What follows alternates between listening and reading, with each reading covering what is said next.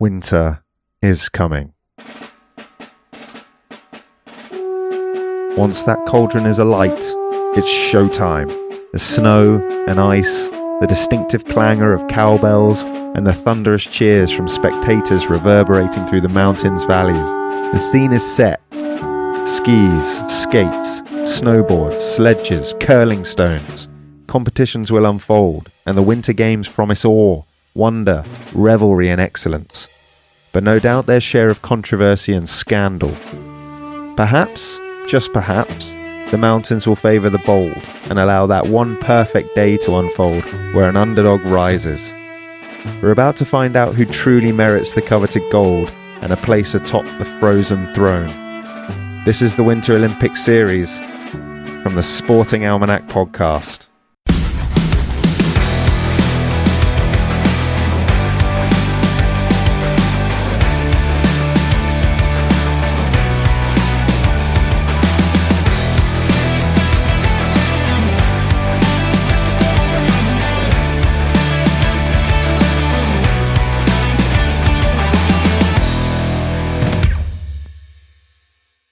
The Winter Olympics. A feast of snow and ice. What more could you want? That's very nicely put. The good kind of ice as well. A carnival of sports. I love the Olympics. I love the Olympics too, mate. I love it more than anything. More than anything. I'm offended by that statement. More than any other sport. That's what I meant to say. Why it's so good is you don't have to care about any sport. Some sports maybe. You may watch a little bit of, but you don't have to care about any sport involved for 4 years. And then all of a sudden, you can be the biggest fan of a sport for a couple of days. And it makes heroes of those people who you do not hear about. You probably don't follow downhill skiing unless you're, Austrian. You probably don't follow ice hockey necessarily unless you're Canadian or whatever. And then once every 4 years, they turn up. They are heroes, and because it's so concentrated, because you don't see all the bad moments, all the hard moments in between, their ups and their downs. You just see them be a hero once every 4 years, and they are heroes forever once they've done that. I love it. Yeah, and the I know it's not quite like this anymore, but like this amateurish tradition just adds to the romance. There's the undercurrent of it. Yeah, you still got that Olympic spirit, those sort of classic moments of sportsmanship above all else, which pretty rare in any other sport. Very rare, comparatively at least. Like the Olympics still has that point of difference. Yeah. And it's so charming. An emphasis that doesn't really exist outside of Olympic Games. Sports that participate in the Olympic Games rather, because football, has its World Cup, but it has its Euros, it has its Champions League, and you could say the same about rugby in the Six Nations or the Champions Cup in club rugby. Yeah, tennis has got its 4 slams, like golf has its 4 majors, but and obviously some of these sports are participating sports in the Summer Olympic Games, but there are so many where the Olympic Games is the pinnacle. Like it is the only thing that really you're working towards, even if there is a World Championships, even if there are European Championships. You hang your hat and you measure your success and failure by what you do at the Olympics. And absolutely. It's heightened because you only get a shot every 4 years. Absolutely, yeah.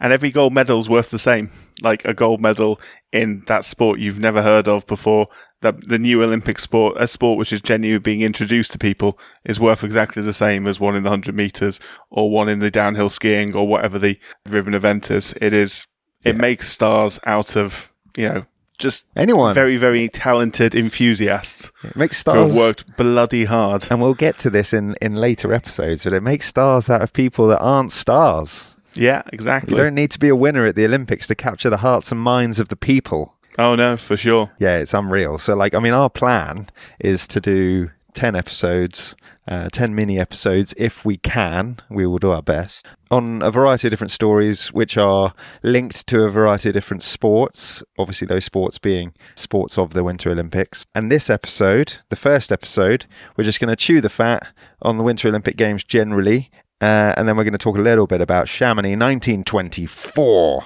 the first Winter Olympic Games. Where it all began. Where everything began. The origin story, which weren't actually the Olympic Games at first. Yeah, retrospectively acknowledged as. But yeah, look, everybody knows the Billy basics about the Olympics every 4 years. What they probably didn't know is it used to be hosted by the same country in the same year as the Summer Games for a very long time. No longer the case, of course. The Winter Olympics hosts do not need to be the Summer Olympics hosts, and haven't been for some time now, actually. Yeah, and it's stacked full of its own scandals over the years. Always. Yeah, I mean, any come to mind? The one that comes to mind for me is, what's the British downhill skier who got the bronze medal in 2002? 2002 must have been Alan, what's his name? Oh, yes, with the nasal spray. Alan Baxter. Yes, well done. Yeah, that was heartbreaking. Took the wrong nasal spray, failed a doping test. Them the rules. Yeah, rules are rules, but I mean, it was a bronze medal, obviously, but this is Great Britain we're talking about. Never won on snow. We're great in the Summer Olympics. In the Winter Olympics, 1 gold per games is more than enough for us. Oh, big time. But I'm not sure, and I might be slightly off here. We have either never won a medal on snow, or we've never won a gold on snow. We've won a few on... I believe either. We've won plenty on ice, actually. We're better when things Thank you, Scotland. Are played on ice. Yeah, curling. Curling, love it. Yeah, we've done some stuff in the figure skating, Torval and Dean. Skeleton bob. I've done stuff in the skeleton bob. We've done stuff in... Oh, no, mainly the skeleton bob. I was going to say the luge, but I don't think we have, actually. We've won ice hockey, which we will talk about. We have won ice hockey at some point. Many moons ago. Yeah. Yeah, look, we're not... We're plucky underdogs, but we probably punch above our weight when it comes to the Olympics. Bear in mind, we don't really have any mountains. It's always going to be difficult to compete at, skiing, you would say. Oh, for sure. I mean, there have been some other quite noticeable scandals or drama associated with the Winter Olympics over the years. CC Russian Federation, Sochi. Yeah. What, you mean the dirtiest games in history? Possibly the greatest doping scandal ever. Man. And a ban. And it just slipped under the radar because they're such dirty cheats. It slipped under the radar that they basically banned all gay propaganda in that games as well. And I think there were a couple of good old-fashioned lynchings kicking about in the build-up to it. Presumably that stopped FIFA from giving them the World Cup 4 years later. Yes, or am I wrong in saying that? I think, you may be mistaken because it turns out that FIFA don't get involved in politics unless they're dishing out peace wars. Oh, sorry, of course, yes. My mistake. Yeah, I mean, judging scandals. I think figure skating has been afflicted by judging scandals quite a lot. Refusals to host the games, even. Denver. Yes, who was it? Denver, that was it, yeah. Denver in 76. Was it the people who voted against it? Yes. Wasn't it, they proposed X amount from public funds for it, and the people just went, sod off. Yeah, they just said, we can spend that money on our schools. So it went to Innsbruck instead. Fair enough. It's very Colorado, that. Yeah.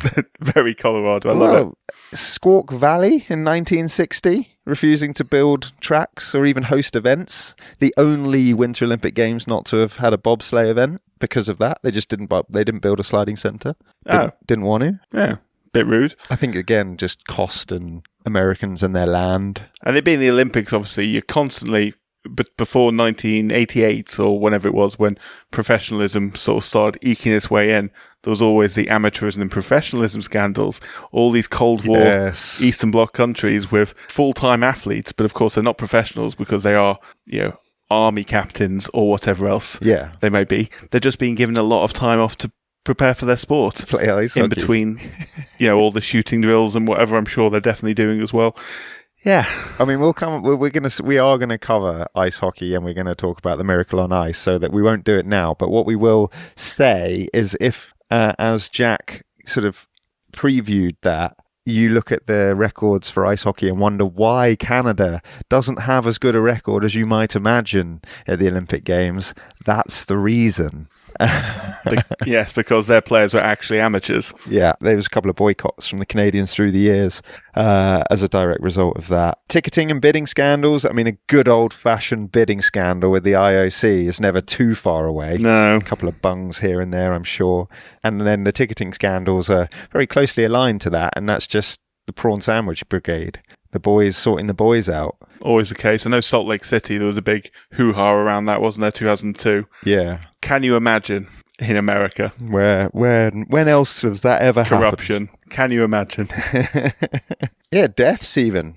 Like, Yeah. dangerous stuff, the Winter Olympics. More dangerous than the Summer Olympics. Far more dangerous, arguably. Well, I mean, far quicker in most cases. Yeah. I think what's the fastest thing? Probably track cycling at the Summer Olympics. Yeah. Not quite downhill skiing. No, downhill skiing where they get up to about 80 miles an hour. Oh, scary. On a pair of skis. Bobsleighs do about 90. Jesus. Yeah, I think that's the world record, 90. So yeah, pretty dangerous stuff. And then even like short track speed skating is rapid. So yeah, injuries and worse are never too far away. I think perhaps the most tragic incident was a Swiss speed skier, Nicholas Boccataille, I think that's how you pronounce it, died after crashing into a snow machine, which is pretty insane, during practice in 1992 in the Teens Albertville Games. Yeah. Yeah, it was a demonstration event, wasn't it, the speed skiing that year? Because I was just thinking when you were saying that, speed skiing, what is that? I'm guessing it probably... point downwards and reach the highest possible speed you can. It was not safe, which is probably why it didn't last. I haven't even mentioned ski jumping for dangerous sports. Yeah. It's insanity. Like, that's the closest thing human beings get to flying without any sort of like wingsuit or parachute or anything. Astonishing. Yeah. But we love it. We do love it. And then, yeah, I mean, for all of its scandals, you've got the romance, the success, the dreams coming true. Yeah. You got the fairy tale stories like the Herminator, Herman Meyer, who had a massive crash and then recovered to win a gold. Marcel Hirscher. Any German in a bobsled?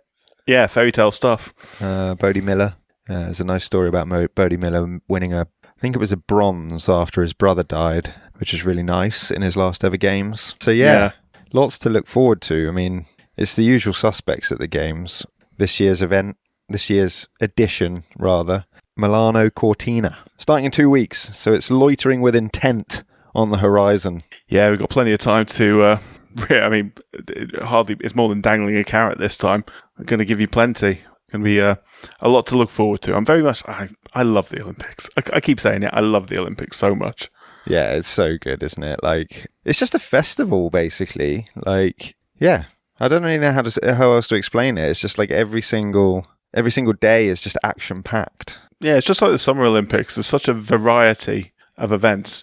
Such an incredible variety. Obviously, they all have cold weather in common, but like you got figure skating put next to curling, put next to speed skating, put next to mogul skiing, put next to there's the ski mountaineering this year as well, isn't there? Yeah, this is a new event. Yeah, ski mountaineering. I mean, do you want? Sounds awesome. Shall I fire off the sort of umbrella sports that are in? Yeah, alpine skiing. We'll talk about some of the events in a later episode. Biathlon, bobsleigh, cross-country skiing, curling, figure skating, freestyle skiing, of which there are obviously a variety of different types, and snowboarding as well. Ice hockey, the luge, the Nordic combined, which is like a bit like cross-country skiing. Short track speed skating, skeleton, that's the skeleton bobsleigh, ski jumping, ski mountaineering, and speed skating, which is different to short track speed skating. We might have an episode on short track speed skating where we'll explain the difference. I suspect we will. Yeah. But it's so good. Shall we go back to where it all began? In the beginning. You want to take a lead? I don't really mind. Yeah. You love the history, man. So like, I will always give you first dibs. I might take it on this occasion since you've prepared this so wonderfully for this, and I'm now going to step all over your preparation. Haha. So winter sports were sort of in the Olympic orbit early on, but they were generally contested sort of standalone international festivals, or very occasionally folded into the Summer Olympics. Yeah, rather than weird. having. Yeah, bizarre, isn't it? So rather than having their own games, obviously that would be obviously when the Summer Olympics were held in London, you probably didn't have many downhill skiing events. But presumably when it was held in France, perhaps, I don't know. No. Early on, I think it's ice hockey is at London and Antwerp. Really? Yeah. I do apologise. Yeah, so ice hockey was at London and Antwerp. That was it. And then they count. Figure skating was at Antwerp as well. Fair enough. Yeah. But other than that, they weren't, I don't think they were really represented in the Summer Games. No, yeah. So big step for winter sports was the Nordic Games, obviously held between the old Scandi countries who love this stuff, love their cross-country skiing especially, because that's just called getting to school in the winter in Scandinavia. Like literally.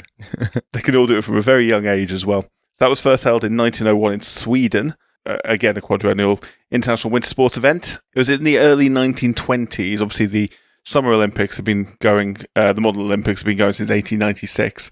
In the 1920s, the IOC began seriously discussing an Olympic winter counterpart. It was floated at the Olympic Congress in June 1921, but the breakthrough was the International Winter Sports Week, and that was held in please tell me how to pronounce it. Chamonix. Chamonix, okay. I presume you've run that past French people before. Yeah, that you have the advantage. I went there last year skiing. I went skiing did you? there last year as well. Yeah, so you definitely have the advantage then. That was organised by the French Olympic Committee under IOC patronage. It featured 16 nations and around 300 athletes, 304 to be precise, competing in 16 events across 5 sports. Although Chamonix wasn't initially branded as the Winter Olympics, the IOC later, a year later in 1925, recognised it as such, and that became the first Winter Olympic Games. It's a really weird origin story, that retrospective sort of attributing of a Winter Olympic status. It seems a convenience thing more than anything. Is like they're talking about having the Winter Olympics potentially. You know, the French Olympic Committee do this, and it's like, all right then, we'll call that the Winter Olympics. Makes sense. I mean, I also think I thought was really cool when I was looking up the events. Where you got some long-standing classics like your bobsleigh, your curlings, your ice hockey, your figure and speed skating are all in the original. Nordic skiing, cross-country skiing, Nordic combined, ski jumping. But it also had military patrol, which is kind of, I guess, interesting, kind of apt for the era. Was that an orienteering kind of thing? Yeah, I don't even know. I didn't even get into the weeds of it. I just saw that it was an actual official games. Yeah. Fair enough. And then I think that they also... It wasn't an event, but there was also recognition for the British Mount Everest expedition. Where they, I mean, fair enough. Yeah, they in the closing ceremony, I think they got given gold medals for alpinism, which is now mountaineering, I guess. For not quite getting to the top of Everest. Fair enough. Yeah, for the 1922 British Mount Everest expedition, which was apparently led by a chap called Lieutenant Colonel Edward Strutt. That's the one. Yeah, so... Yes, it would be another 30 years until Edmund Hillary and Tenzing, his Sherpa, made it to the top. Yeah, I love that story, by the way. Just on a tangent, that neither man has ever told anyone who the first to touch the top of Everest was. I think that's beautiful stuff. I love it. It's fantastic. Yeah, like... And neither would. They only met like a day before they decided to climb. Really? I think Hillary was supposed to go with somebody else, and then then other people got ill or injured, and they volunteered some people, and he picked Tenzing because I think he had admired his Sherpering abilities, so they all just went off together. And then, within 24 hours, they've summited the highest peak in the world and refused to say who was first. Doesn't matter. Well, it doesn't matter. But I just love the camaraderie of that. Like, I think it's brilliant. I mean, neither would have made it without the other one. It doesn't matter whether it was Edmund Hillary or Tenzing Norgay. It doesn't matter. It doesn't matter. Anyway, we've gone off on a tangent, but we have. It's sort of relevant, especially with the mountaineering coming into it this year. Yeah. I mean, the first games had some really good stories. I mean, the first gold medal went to a chap called Charles Dutroux of the United States of America. He won gold in the 500-meter speed skate, and so he is, if you're interested, your first ever Winter Olympic champion. And are you going to? You would expect that to be first, being speed skating. Yeah, I mean, there was only 11 women. Sounds about right for the 1920s. Yeah, I mean, there's actually 11 more than I probably would have guessed if you'd asked me. But guess what they were in? To be fair. Oh, it'd be figure skating or something like that, won't it? Of course it was figure skating. And God damn it. The thing that's interesting, though, I mean, like, God damn it, because of the attitudes of the late Victorian man. But it did give rise to one of the greatest Winter Olympians of all time, which is Sonja Henie of Norway, who was also a very famous actress, weirdly. Was in like loads of movies for the time, and she competed. Talent is talent. Yeah. She competed in her first games, just aged 11. What? Which is wild. She finished last. Who cares? No, of course, who cares? But Again, it's the Olympics. That's the thing. Who cares? That's incredible. I mean, this is what we meant. You don't have to be a star at the games. But she finished last. She obviously won over the fans. She's very popular with them. But then she would go to 3 more Winter Olympics and won gold in every single one. In 1936, which we're going to talk about on our next episode, but we're not going to focus on Sonja Henie, so I'll just give you a little taster. She won her 3rd individual figure skating gold. It's not been matched, but she met Hitler, greeted him with a Nazi salute, which, you know, that's a bit close to the mark. And then after the game, she accepted an invitation to go and have lunch with him. Yeah, I mean, pretty wild. He then gave her an autographed photograph. Anyway, long story short, she was quite strongly denounced for this in the press. It should be said, 2 things really. Norway, its position in World War II was more closely aligned with the Nazi Germany than perhaps they would like to remember. I think one thing this is a big pinch of salt we've got to remember with the Scandinavian countries, because Finland was similar, some of the Baltic countries were similar.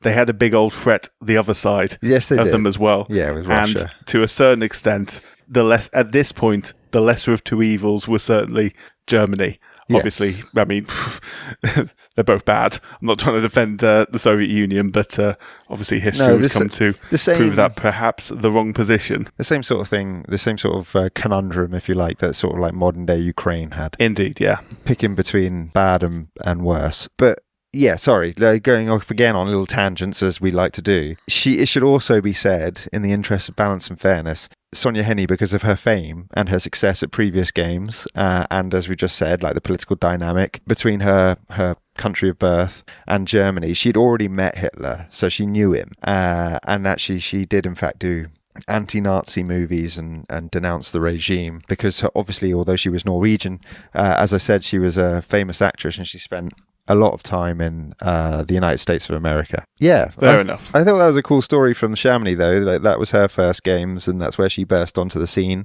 as a sprightly 11-year-old. I can't go over the fact she was 11. Anyway. Yeah, it's just mad. Actually, weirdly, and this is a lot earlier than I thought, and you'll probably like this, it was... It actually saw its first indigenous ice hockey player. As in Native American? Yeah, Native American. Oh, wow. Taffy Abel. Yeah, won silver in 1924 as well. But yeah, played... That's very cool. Played for the United States, first Native American as well in the NHL when it started in 1926. Excellent. And a Stanley Cup champ in 29 and 34, which I thought was fun. That's cool, because if you remember back to our NFL episode 4, the very long one, we talked about a man named Jim Thorpe, who was the first Native American Summer Olympian for the United States, and he actually won 2 gold medals in 1912, if I remember rightly. I think it was pentathlon, decathlon, something like that, and he later became a Hall of Famer in American football, the first nominal president of the NFL, and also played in Major League Baseball as well. Possibly the most talented all-round sportsman of all time. Certainly the most talented all-round Native American sportsman of all time, I'm sure. Incredible. And as I say, every time you reel off someone's accolades and abilities like that, I bet he was handsome as well. I think he was, actually, Jim Thorpe. Yeah, annoying, isn't it? It's annoying. Yeah, they always have a full house. Yeah, I mean, I really only got 2 other interesting things to say about Chamonix 24, mate. First scandal, we mentioned Jortrud's victory. What I didn't tell you was that basically the Norwegians, they had a guy called Oscar Olsen who was like their hot favourite, and he came second. He came second by a 1/5 of a second. Back in the day in 1924, that's, you know, pretty hard to measure. Hand recorded, hand time recorded, and the Norwegians said you'd incorrectly timed it. In actual fact, Olsen was first and Jortrud was second, but it was rejected, and history obviously rewards Jortrud with the first ever Olympic gold. It's a cruel turn of fate. It is. My favourite story, though, of the Chamonix 1924 Games actually occurs in 1974, when the final individual medal of the Games was awarded. Could you believe it? They messed up. Yeah, ski jumping. Basically, the bronze medal wasn't determined for 50 years. Norway's Thorleif Haug was awarded third place at the event, but a clerical error in calculating his score was discovered in 1974 by a skiing historian, a guy called Jakob Varg, and he determined that Anders Haugen of the United States had actually who had finished fourth in the official standings, had scored 0.095 points more than Haug, and that's because of the way in which ski jumping is calculated. So it's not all distance; you get points for style as well. And there's obviously just a bit of a complexity to that. The IOC was so persuaded that they verified it, found out he was right, and presented an 86-year-old Haug with a medal. I love historians, and that is fantastic. Brilliant. Yeah, great way. Excellent. Great way to maybe end the 1924 episode. And if you're interested, Norway topped the medal table from Switzerland and Austria. So, yeah. Sounds about right, yeah. Milano Cortina coming to TV screens near you. I think it's on TNT or Discovery Plus these days over here. Oh, I'm going to have to get TNT. I've been putting it off for so long, but with the new Aussie rule season coming up and with the Winter Olympics, the Aussie Open. It'll be on Eurosport, I'm sure, as well. But yes. Yeah. You'll be able to find it. I'm sure it is on the BBC It'll too. be all over the BBC, yeah. Yeah. So, yeah. That's your intro to the Winter Olympics. Buzzing. Next episode, we're going to be discussing 1936. 1936. That extremely famous Olympic year, shall we say. Yeah. Certain protagonists have already been mentioned in this episode. Yeah, and the focus of the episode, if anyone needs a little carrot dangled, is ice hockey. So yeah, see you on the next one, mate. Fantastic. I'll see you on the next one. I'm actually enjoying these. Oh, I'm already in the mood. Oh, so exciting. I'm buzzing. Right, see you later. See you later. Bye.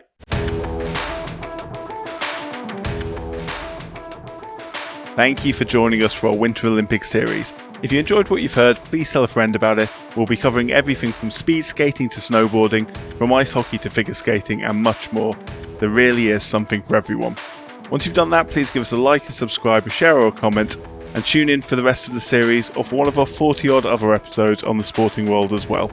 Our theme tune is Oh Yeah by Harmonia Productions. You find us on Blue Sky and Instagram at @thesportingalmanac. Thanks for listening, and we hope you enjoy the games as much as we certainly will. From both of us, goodbye for now.